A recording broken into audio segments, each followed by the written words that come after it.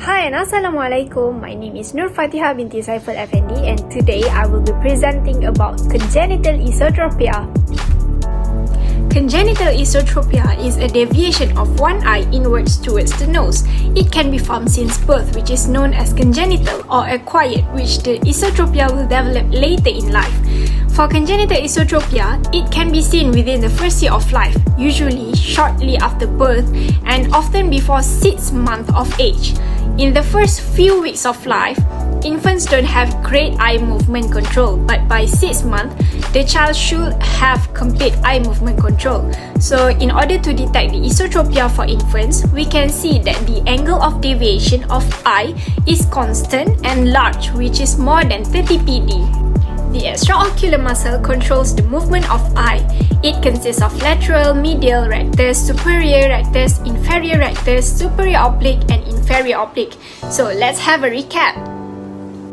Lateral rectus is known as the abductor, where eye moves towards the temporal side. It parallels with the lateral orbital wall until it passes through a connective tissue pulley. It is innervated by cranial nerve sheath, which is known as abducens nerve. Medial rectus is known as the adductor, where the eye moves towards the medial side, and it is the largest extraocular muscle. It origins from both upper and lower parts of the common ring tendon and from sheath of the optic nerve. It parallels to the medial orbital wall until it passes through a connective tissue pulley, and it is also innervated by oculomotor nerve, which is known as cranial nerve 3. Superior rectus is known as the elevator as it helps to elevate the eye. The muscle passes forward beneath the levator muscle, and both levator and superior rectus muscle are enclosed by a sheath which helps allow the coordination of eye movement with the eyelid position. It is innervated by oculomotor nerve, which is known as cranial nerve 3. Inferior rectus is known as the depressor as it helps the eye to look down. The muscle parallel to the superior rectus and it makes an angle of 23 degrees with the visual axis. It is also innervated by oculomotor nerve, which is known as cranial nerve 3. Superior oblique is the longest and the thinnest of extraocular muscle. The muscle crosses forward and it will pass through the trochlea.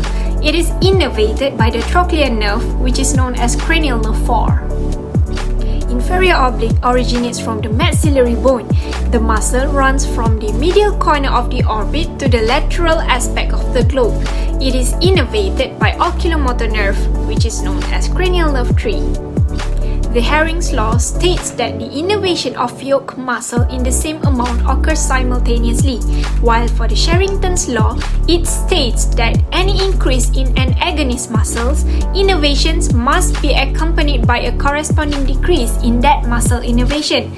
In other words, when one eye contracts, the other eye must relax, otherwise, the muscles will be fighting against each other and the eye will remain motionless.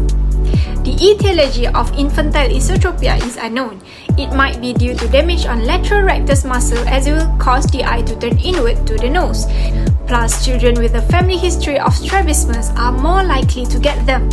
Esotropia will likely lead to diplopia, so suppression is used as an adaptation response to prevent diplopia. Moving on to the signs and symptoms of congenital esotropia. Firstly, the eye deviates inwards, so parents may notice that one or either eye turns inwards towards the nose, either all the time or very frequently. In terms of visual acuity, about 40 to 50% of kids with congenital esotropia might develop amblyopia. This can be determined by observing the child for a fixation preference for one eye. Many infants are able to freely switch between the fixations, and others may be able to cross-fixate while using their opposite field of vision, such as looking to the left with the right eye and looking to the right with the left eye. For ocular rotation, upon first examinations of eye movements, some newborns may exhibit some limitations to abductions as a result of cross-fixations.